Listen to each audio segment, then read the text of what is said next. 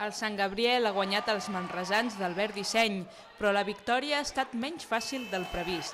Els visitants, que arribaven sent 12ens a la classificació, han aprofitat que els de Bonic s'han adormit una mica a la meitat del partit i han aconseguit empatar en el quart període. Doncs ja hem anat al descans d'11, no? I la veritat és que no ens ha durat pràcticament la distància, ens ha durat l'avantatge que teníem, ens ha durat molt poc i hem fet un tercer inici horrorós, no? Després hem tornat a entrar bé dintre del partit, ens hem tornat a anar una mica, però bueno, al final dues accions desgraciades han fet que l'equip contrari s'acostés. Els jugadors del Viladecans volen assegurar-se d'estar entre els 4 primers classificats per jugar a la final d'ascens.